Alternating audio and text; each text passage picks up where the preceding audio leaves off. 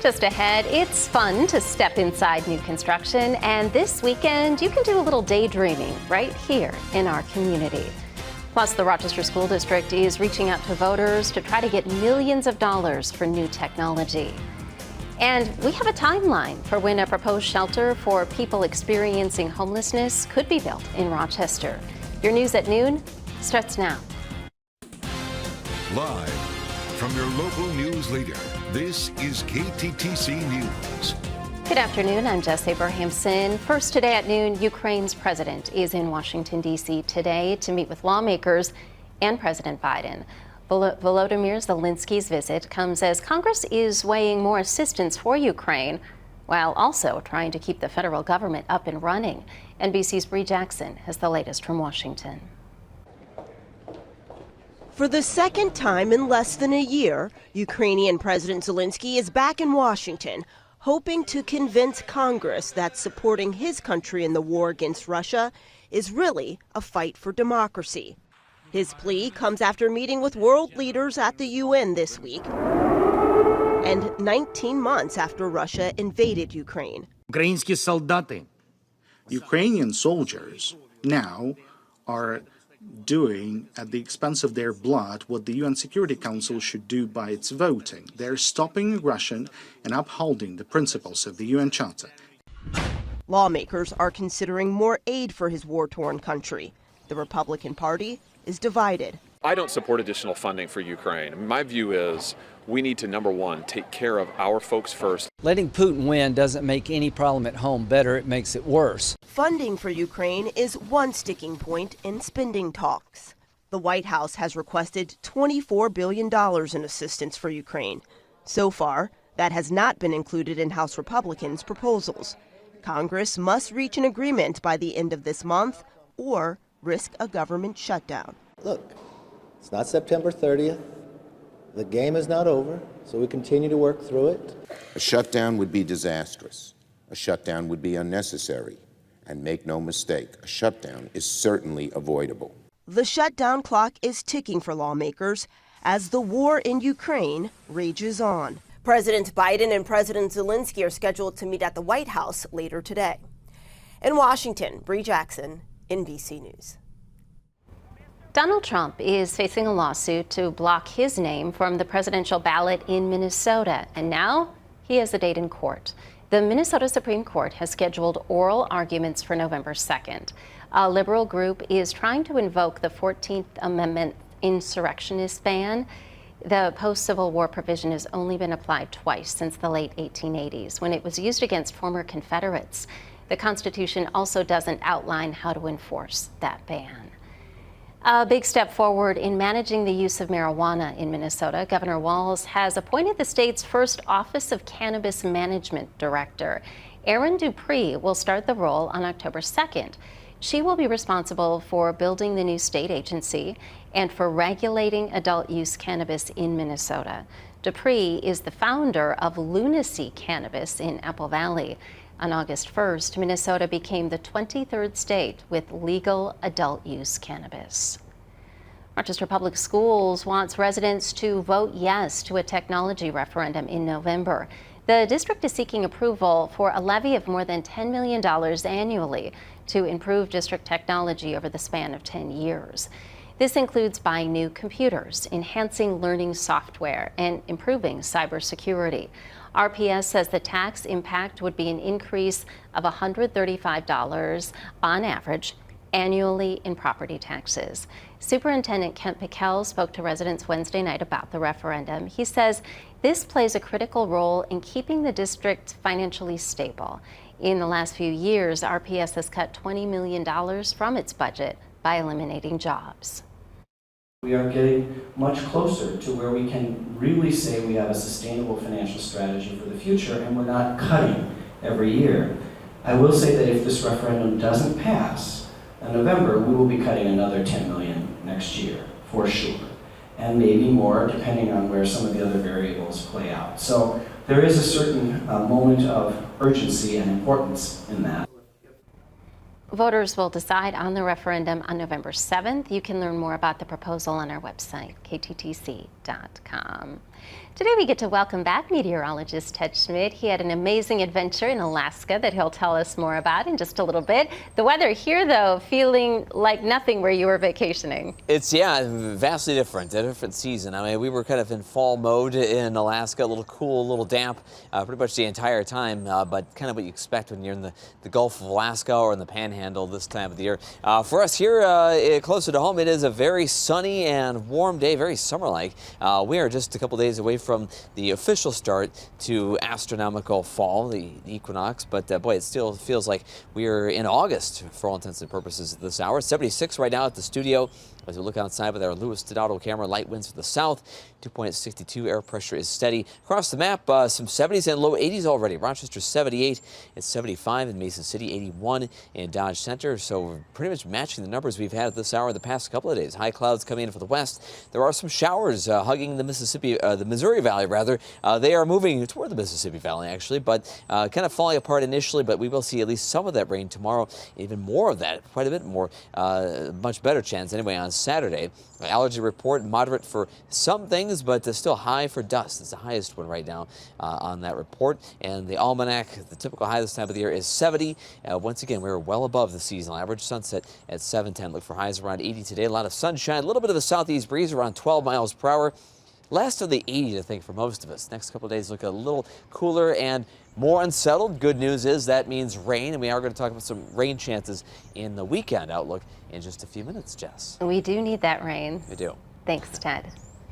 An Olmsted County Sheriff's deputy was assaulted after an overnight traffic stop. This happened just after midnight Wednesday morning on Highway 52. The deputy pulled over a driver and passenger for a license violation. According to the Olmsted County Sheriff's Office, during the traffic stop, the deputy learned the female driver had been assaulted by the male passenger and tried to arrest 28-year-old Andrew Fogan of Stewartville. Fogan is currently on federal probation. We're told Fogan became combative during the arrest, punching a deputy in the face. The officer's lip was cut, his face was swollen. After the use of a taser to subdue him, Fogan was arrested for assault and taken to the adult detention center.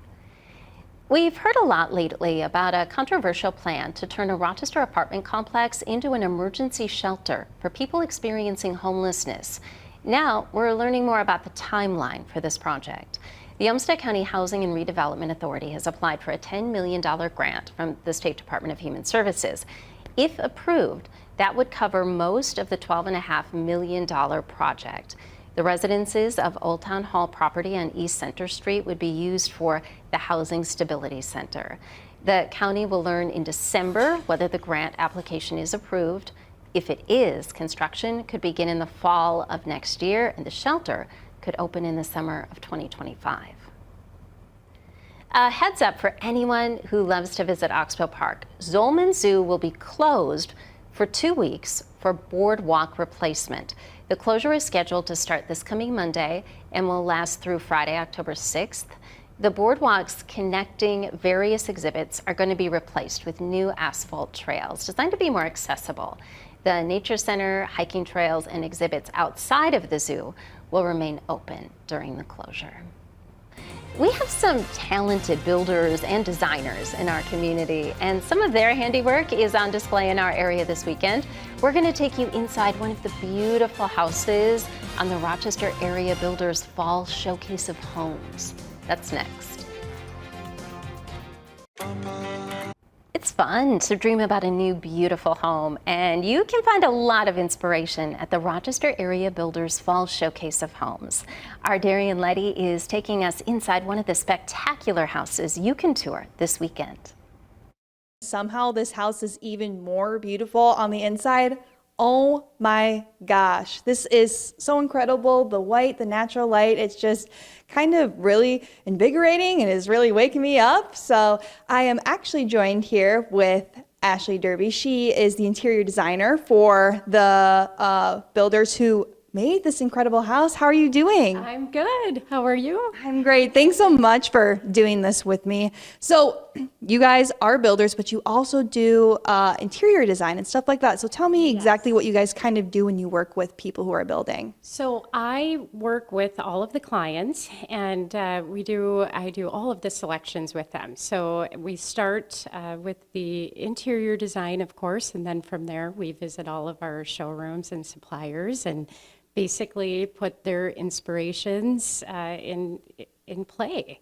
Yeah, and bring it to life with this beautiful home. I mean, I was just saying this is so gorgeous. So tell me a little bit about this home. We're in the kitchen right here. So tell me a little bit about what we're looking at. So with this particular home, we really stayed with more of the neutrals, as you can see, and then bringing in our warmer wood tones, something that you're seeing quite a bit.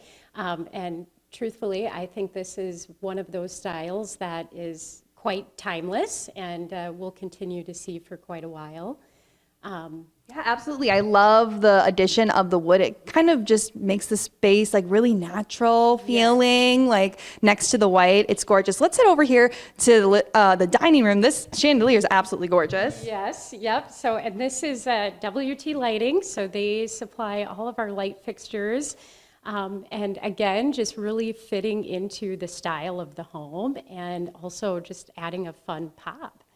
Very cool. And then this is a really open space. We have the living room over here. I love this wall right here. And again, just the open lighting is so great. Yes, yes. And it's nice just to get a soft detail. You know, really, when you're looking at your more neutral colors, neutral walls, having texture is very big. So this is a great way to capture some of that, but not overtaking or overpowering the space. Yeah, absolutely. This is just, everything goes so well together. You did such an amazing job. You and the property owner did such an incredible job designing this house. It's been great, and people can come check it out this weekend. So when can people come?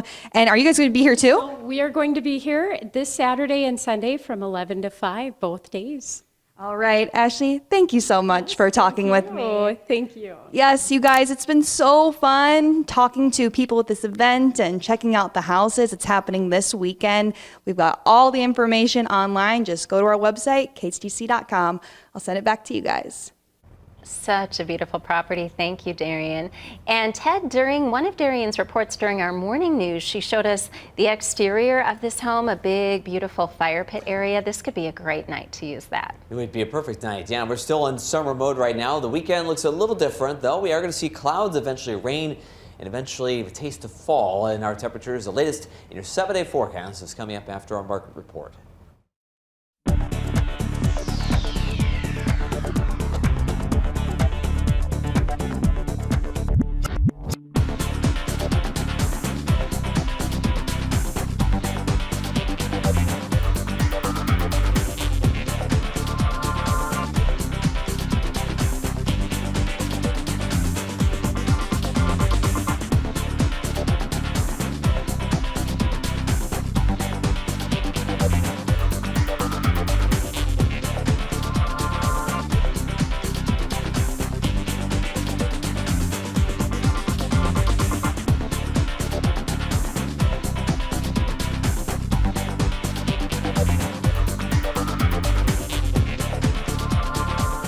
Here's your first alert weather with meteorologist Ted Schmidt.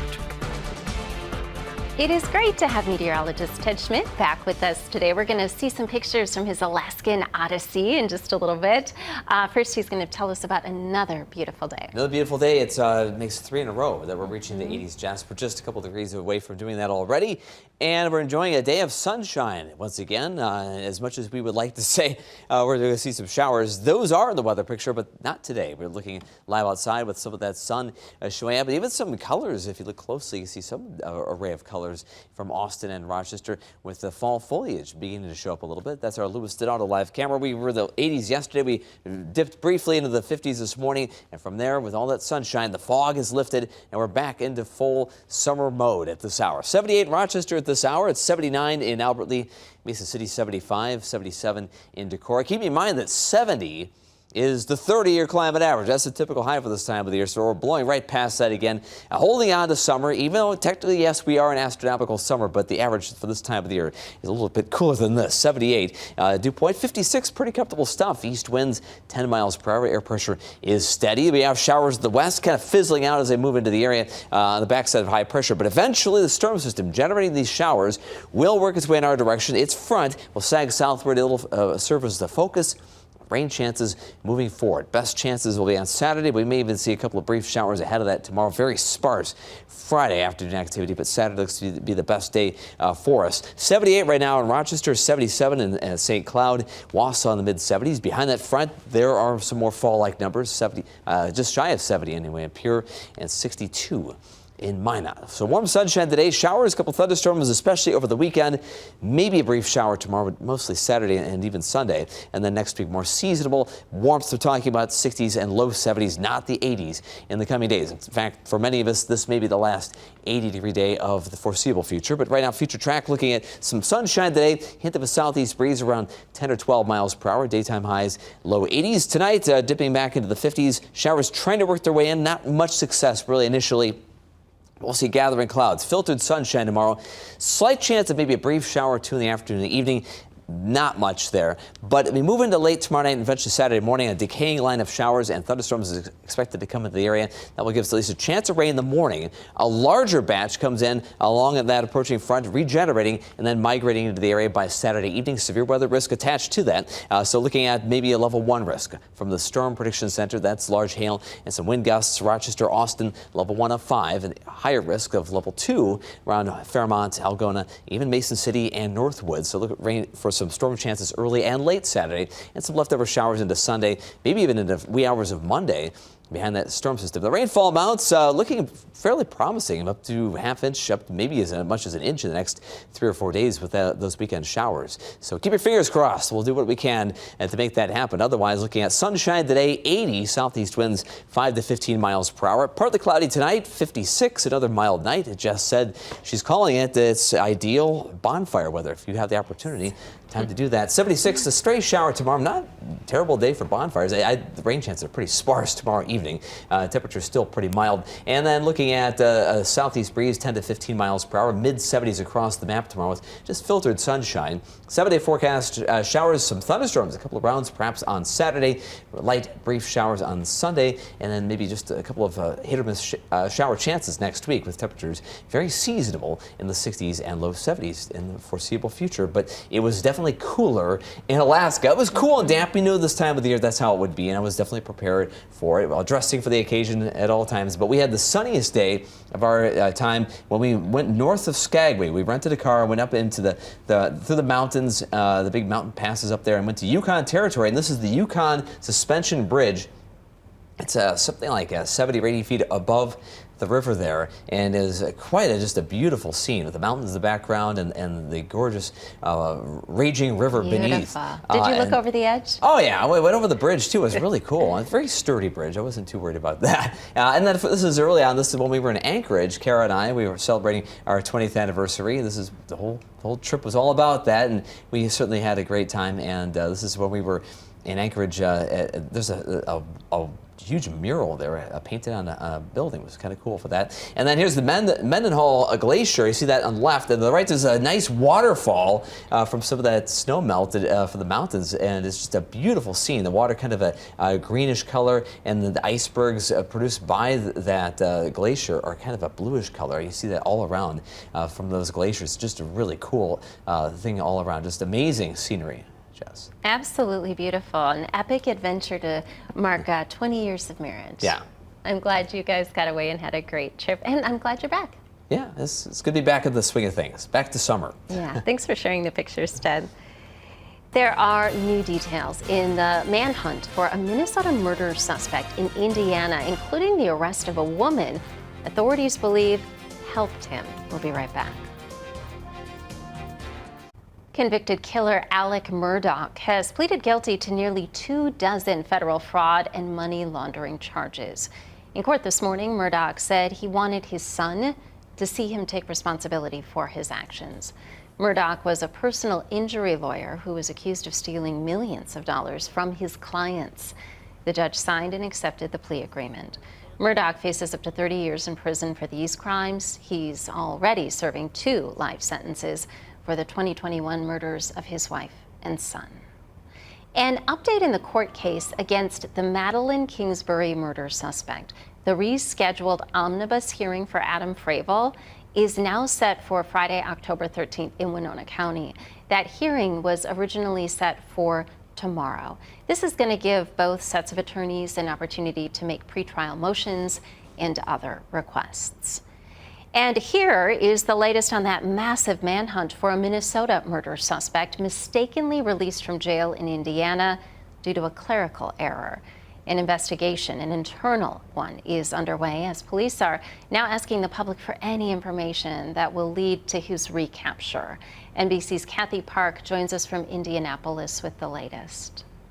The suspect, Kevin Mason, walked out of this jail behind me last Wednesday, and officials told the public nearly a week after his release, saying that the extra time was all part of a strategy to locate him. But as of this morning, he's still on the loose. His girlfriend, however, is in custody. In fact, authorities arrested her yesterday. They say that she actually picked up the suspect shortly after he walked out of the jail, and shortly after that, picked up a cell phone, went to a nearby Walmart, and purchased men's belongings. They believe that she knows of his whereabouts. And this all comes on the heels of another manhunt, a separate one in Pennsylvania. The convicted killer, Danilo Cavalcante, was arrested last week after being on the run for nearly 2 weeks. But back here in Indianapolis, of course, residents are on edge. They're anxious as well because there's a murder suspect on the loose, and they want answers as to how this all happened in the first place. Back to you. A story we'll continue to watch. Here's Howard in the kitchen. If you have an air fryer and still haven't used it for anything more than cooking frozen French fries, then you're in for a treat. Today's recipe is a real game changer. The National Home Furnishing Sale has... If you have an air fryer, you're either in love with it or you bought it and haven't used it for cooking anything more than frozen French fries. And if you don't have one, what the heck are you waiting for? Air fryers are one of the fastest growing kitchen appliances on the market. In fact, here in the test kitchen, we use ours to make everything from freshly baked cookies to crispy chicken wings. Today, I'm going to show you how to make a Greek-inspired main dish recipe from our latest air fryer cookbook.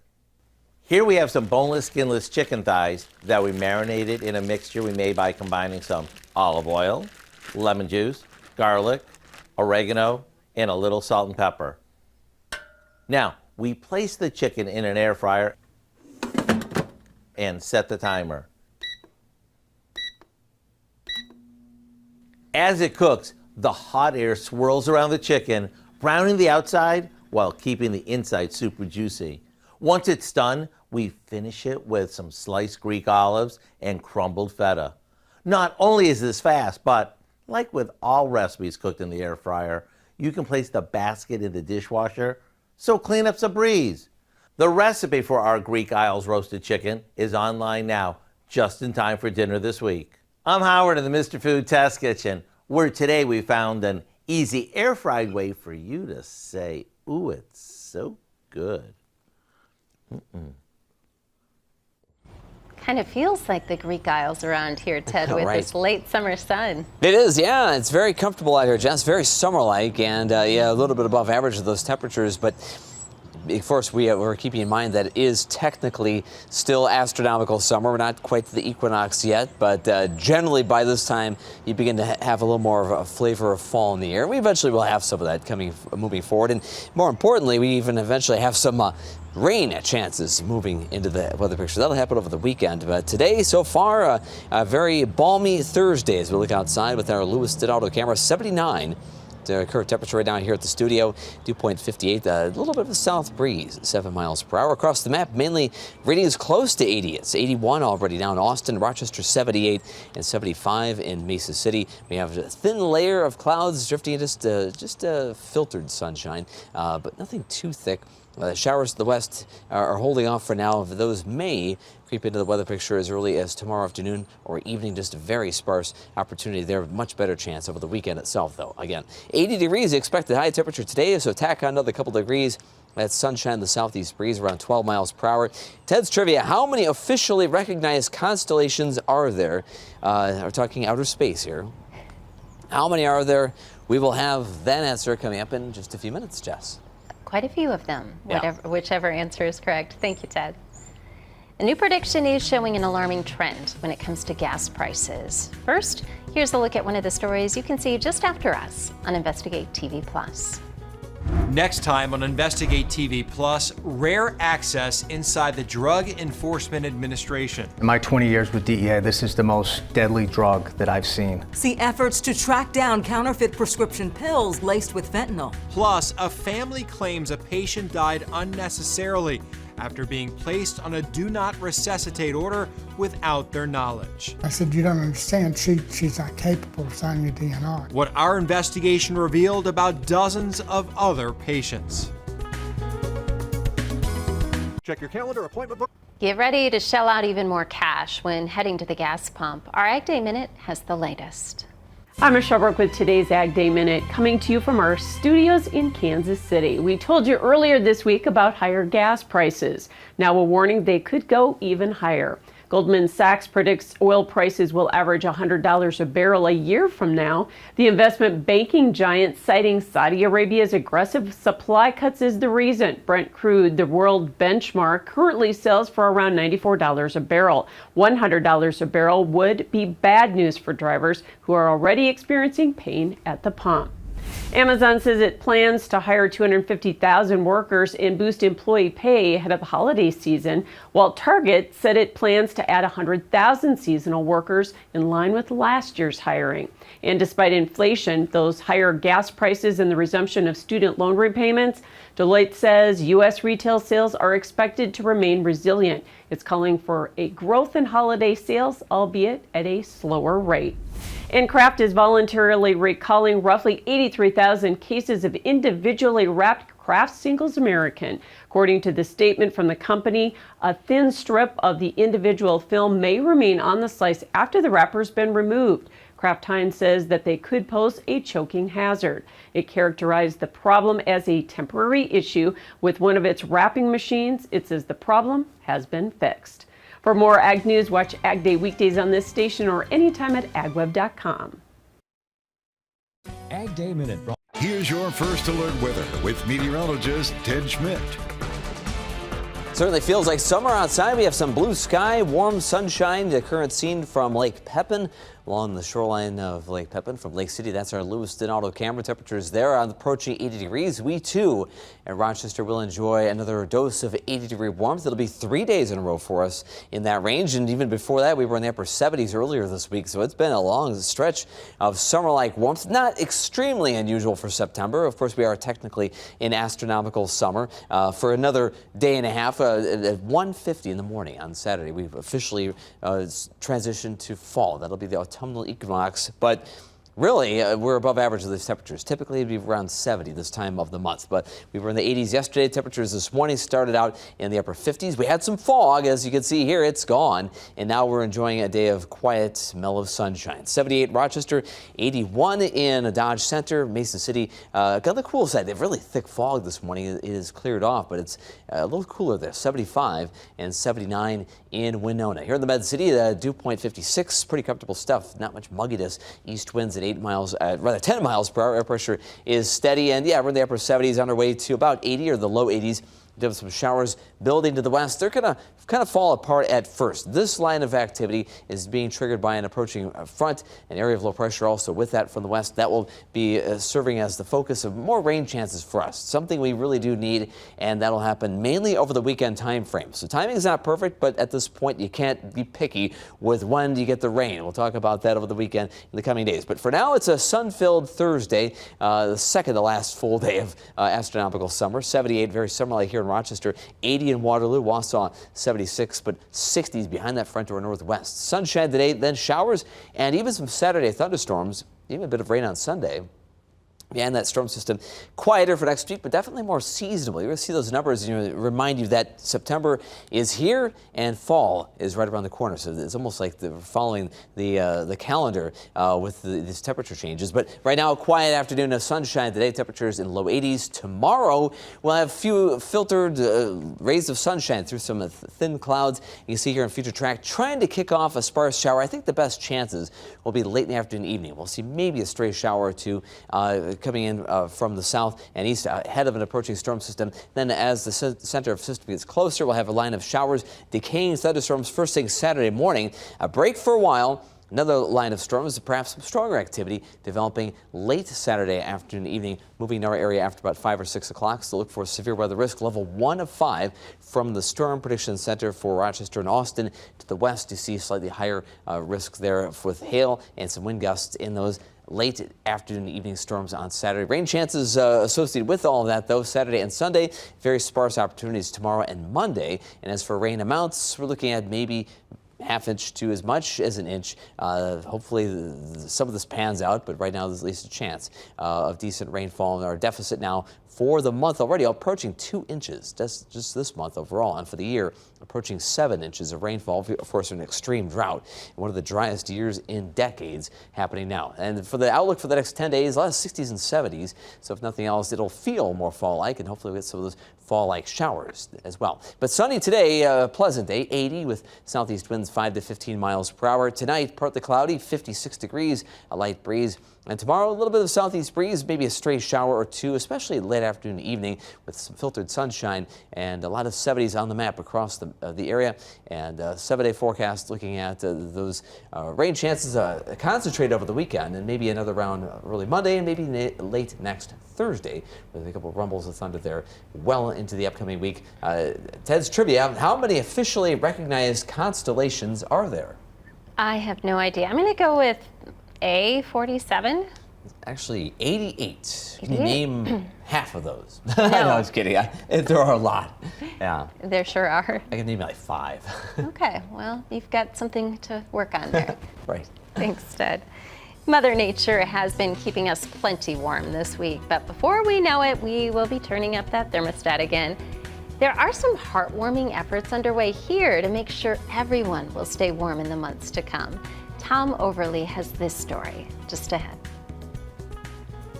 Join us for Often, a fulfilling career is more than just a good paycheck. In this critical careers report by Tom Overly, it's also about workers using their time and talents to make a difference. 8:30 on a Saturday morning. Good morning. Oh, I'm so glad. Jeremy and Evan from Local 6. Oh, I'm so grateful. And the crew has arrived to Sally Boyum's house. My basement is really a basement. It is. That's it is perfect. a cellar. Winter is around the corner. And And that means one thing, getting the house ready for the bitter cold. Jeremy and Evan are from Rochester Pipefitters Local Number 6. Evan is also contracted with Minnesota Mechanical Contractors. And what's special about this day is they're volunteering their time and their talents to help people like Sally. You know, Sally, she's retired and she's on a limited income, and it's good to make sure that she's safe and that her equipment's running properly. It's part of the annual Heats On event, bringing together union pipe fitters and Minnesota Mechanical Contractors to provide much-needed heating home care services for lower-income, elderly, and disabled homeowners in our communities. They've been doing it for 35 years statewide, helping more than 8,000 homeowners. And again, the best part, it's all free. when I told my daughter that this was being done, I said, I feel like I've won the lottery. And she's super happy that we're here. When I called her on the phone, she's like, hey, yay! She's just so excited. And that just kind of warms your heart. And it's nice to be able to address this before they need to use their furnaces. Jeremy Thompson is the training coordinator with Local 6. I think once you've done it once, you see the value in it.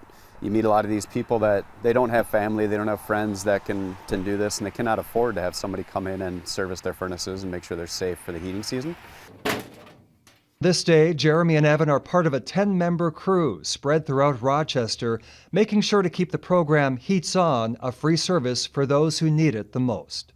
This has been absolutely vital to me because since retiring, I haven't been able to afford to get the furnace checked every year or two like I normally would. An hour has passed. Sally's furnace is back in tip-top shape. One final check of the air quality. Right now, we are just checking her supply air vent. And then Jeremy and Evan are off to another home, giving up their beautiful day off. It's a beautiful day. It really is, isn't it? To do something, well, kind of beautiful. I might even be able to cut grass soon, huh?